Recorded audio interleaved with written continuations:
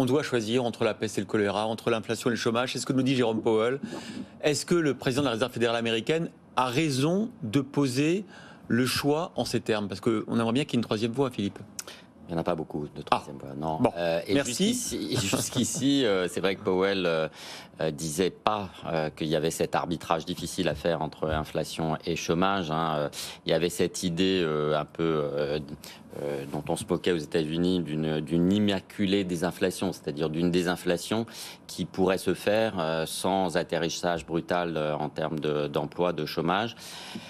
En fait, ça va être extrêmement difficile parce que si vous voulez faire baisser le taux d'inflation, aux États-Unis, il est à 9% aujourd'hui.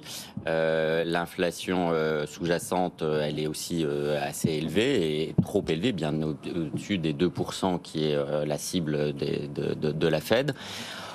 Il n'y a pas beaucoup de moyens. C'est-à-dire qu'il y a une grosse partie aux États-Unis, c'est l'énergie, c'est le prix du gaz, le prix, même si c'est moins qu'aux États-Unis. Ça, on ne peut pas y toucher directement. Oui, justement, est-ce que c'est efficace pour lutter contre l'inflation? Parce que vous dites qu'elle est exogène et qu'elle vient du gaz russe.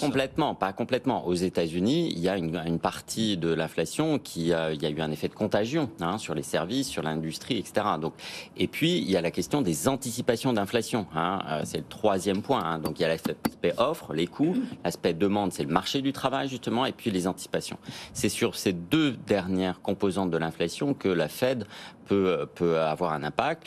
Et le deuxième, il est évident, il est douloureux. C'est-à-dire que c'est en ralentissant l'économie, en ralentissant le marché du travail, que vous allez avoir une baisse des salaires. Les salaires l'économie américaine, elle est encore en surchauffe.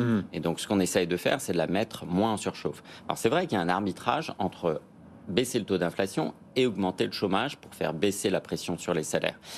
Et c'est la peste et le choléra dont vous parlez. Sauf que on est dans une situation où le taux d'inflation est à 9% et le taux de chômage est en dessous de 4%. Donc c'est évident qu'il y a de la marge de manœuvre. En fait. Le mandat de la Fed, je vous rappelle, c'est à la fois taux d'inflation vers les 2% et le taux de chômage le plus faible possible. Mais quand on est à 9% d'inflation et moins de 4% au chômage, on voit bien que l'arbitrage, ça va être de baisser le taux d'inflation en acceptant un taux de chômage plus élevé. Jean-Marc Daniel disait ce matin, cette conférence, ces déclarations de Jérôme Powell, ça montre à quel point finalement il ne peut rien faire face à la situation actuelle. Est-ce que c'est aussi votre analyse? Non, je suis en désaccord. Il fait des choses.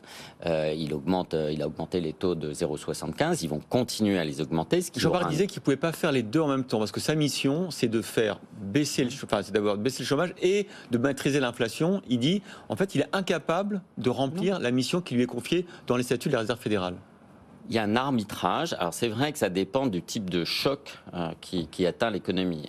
Là, c'est un choc d'offres, un choc de coûts. Et donc, en effet, c'est le type même de situation très difficile où il va falloir faire un choix entre chômage et inflation, entre les deux mots.